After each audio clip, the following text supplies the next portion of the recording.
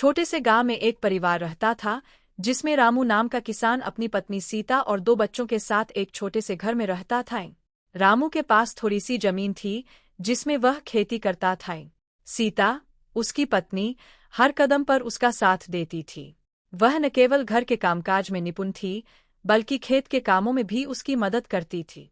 संघर्ष की शुरुआत। गांव में पिछले कुछ सालों से बारिश का अनिश्चित होना और मौसम की मार ने खेती को बहुत कठिन बना दिया था। रामू और सीता अपनी पूरी मेहनत से काम करते, लेकिन पैदावार कम होती जा रही थी। खेती से उनकी आमदनी दिन प्रतिदिन घटती जा रही थी और कर्ज भी बढ़ता जा रहा था।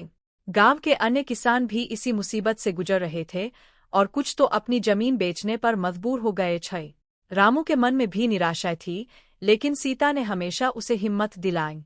वह कहती, हमारी मेहनत रंग लाएगी, हमें हार नहीं माननी चाहिए। भगवान ने हमें मेहनती हाथ दिए हैं, हमें उनका सही उपयोग करना है।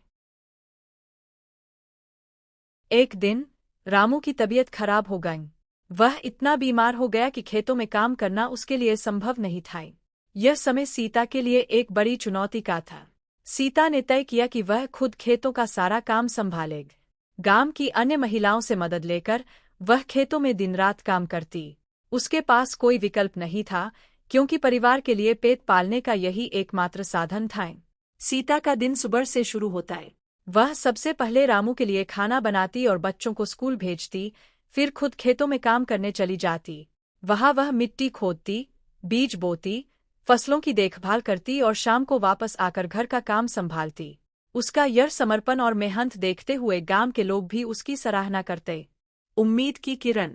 कुछ महीनों बाद जब फसल की कटाई का समय आया, तो सीता की मेहनत रंग लाई। फसल अच्छी हुई और उनकी आर्थिक स्थिति में थोड़ा सुधार हुआ। रामू भी धीरे धीरे स्वस्थ होने लग, लेकिन यह सब सीता की अदम्य इच्छा शक्ति और मेहनत का परिणाम था। रामू ने जब देखा कि उसकी पत्नी ने अकेले सब कुछ संभाला, तो उसके दिल में सीता के प्रति आदर और प्रेम और भी बढ़ गए। उसने सीता से कहा, तुमने साबित कर दिया कि औरत सिर्फ घर की चारदीवारी तक सीमित नहीं होती। तुमने न केवल मेरे, बल्कि पूरे परिवार को बचाया है। सुखद अंत। कुछ समय बाद रामू पूरी तरह से ठीक हो गया और उसने फिर से खेतों में काम करना शुरू किए। दोनों पति पत्नी ने मिलकर खेती को और बेहतर तरीके से संभाला।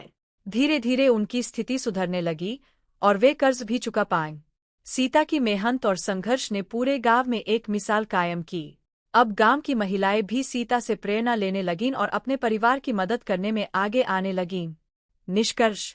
यह कहानी हमें यह सिखाती है कि जीवन में चाहे कितनी भी कठिनाइयां क्यों न आए, अगर हम मेहनत और समर्पण से काम करें तो हमें सफलता अवश्य मिलती है।